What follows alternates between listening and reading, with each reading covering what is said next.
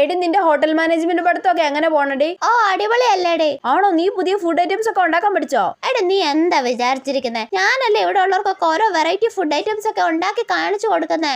നീ ഒരു സംഭവം തന്നെ. പിന്നല്ല. എടി ഇന്ന് വീട്ടില് ബ്രേക്ക്ഫാസ്റ്റിന് എന്തായിരുന്നടി? ഇവിടെ ദോശയും ചമ്മന്തി ആയിരുന്നടി. എടി തേങ്ങാ ചമ്മന്തിയില്ലേ ഒരല്പം മാങ്ങാച്ചാർ ചേർത്തിട്ട് ഉരുളക്കിഴങ്ങ് അരച്ച് ചമ്മന്തി ആക്കി നോക്കൂ, സൂപ്പർ ടേസ്റ്റ് ആയിരിക്കും. ആണല്ലേ? ആക്കി നോക്കാടി. എടി ദോശ ഉഴുന്നിന്റെ ദോശയാണോ അതോ റവയുടെ ദോശയാണോ? ഉഴുന്നിന്റെ ദോശയാ. ഓ ഓക്കെ ഓക്കെ. എടി അപ്പൊ നിനക്ക് ഈ ദോശയുടെ കൂടെ ഒരു മുട്ട പുൾസ ആക്കിയിട്ട് അതിൽ കുറച്ച് കുരുമുളക് ഇട്ടിട്ട് 2 പച്ചമുളക് വെള്ളം വെച്ചിട്ട് ഒരു പപ്പടം കൂടെ ക്രഷ് ചെയ്ത് കഴിച്ചു നോക്കിക്കൂടെ? ഏത് സമയത്താണോ എനിക്ക് ഇവളെ വിളിക്കാൻ തോന്നിയത്? കുടിക്കാൻ എന്തായിരുന്നു? ചായയാണോ കോഫിയാണോ? ചായ അടി. ഐഡിയ. അപ്പൊ ചായയിൽ കുറച്ച് ഏലക്ക ഇട്ടിട്ട് കുറച്ച് ഉപ്പും പഞ്ചസാരയും കൂടി മിക്സ് ചെയ്തിട്ട് കറുവപ്പട്ട കൂടി ഇട്ടാൽ സൂപ്പർ ആയിരിക്കും.